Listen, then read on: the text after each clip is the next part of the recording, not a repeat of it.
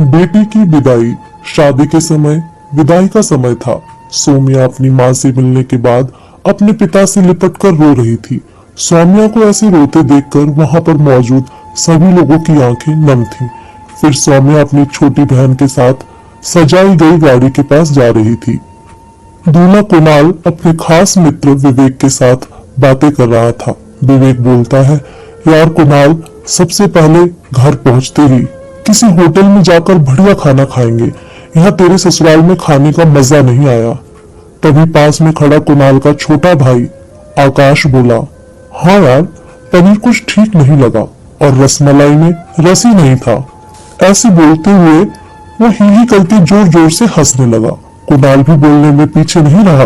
वह बोला, अरे घर पहुंचने के बाद ही हम लोग होटल चलेंगे, जो खाना है खा लेना। मुझे भी यहाँ खाने में मजा नहीं आया।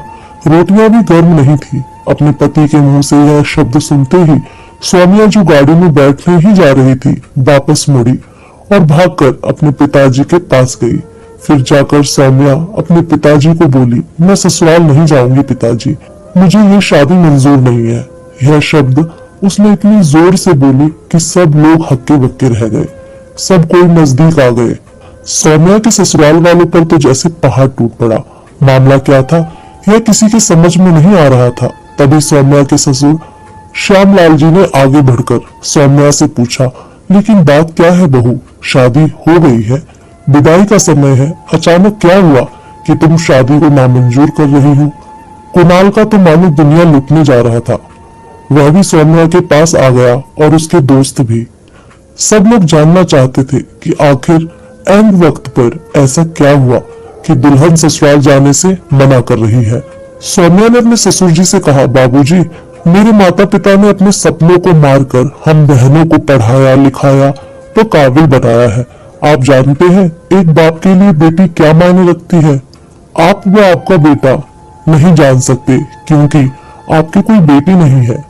सौम्या रोती हुई बोले जा रही थी, आप जानते हैं मेरी शादी में और बारातियों के स्वागत में कोई कमी न रह जाए, इसलिए मेरे पिताजी पिछले 4 महीनों से रात को 1-2 बजे तक जागकर मेरी माँ के साथ योजना बनाते थे। खाने में क्या बनेगा, रसोईया कौन होगा। पिछले 1 साल से मेरी माँ और पिताजी ने कोई नए कपड़े नहीं खरीदे ताकि मुझे किसी चीज की कमी ना हो। मेरे माता पिता ने कितने सपनों को मारा होगा, ना अच्छा खाया ना अच्छा पिया। बस उनका एक ही ख्वाहिश थी कि मेरी शादी में कोई कमी न रह जाए। आपके बेटे को रोटी ठंडी लगी, उनके दोस्तों को पनीर में गड़बड़ लगी और मेरे देवर को रसमलाई में रस ही नहीं मिला। इनका ऐसे खिलखिलाकर हंसना मेरे पिताजी के अभिमान को ठेस पहुंचाने के समान है। तब सौम्या के पिता ने रोते हुए कहा, लेकिन बेटा इतनी छोटी सी बात। सौम्या ने उनकी बात बीच में काटी और बोली, यह छोटी सी बात नहीं है पिताजी, मेरे पति को मेरे पिता की इज्जत नहीं। रोटी क्या आपने बनाई? रसमलाई पनीर यह सब कैटर्स का काम है। आपने तो दिल खोलकर और अपनी हैसियत से बढ़कर खर्च किया है। कुछ कमी रही तो वह कैटर्स की तरफ से। आप तो अपने दिल का टुकड़ा अपनी गुड़िया रानी को विदा कर रहे हैं। मुझे विदा करने के बाद आप और माँ कितना रोएंगे क्या मुझे नहीं मालूम।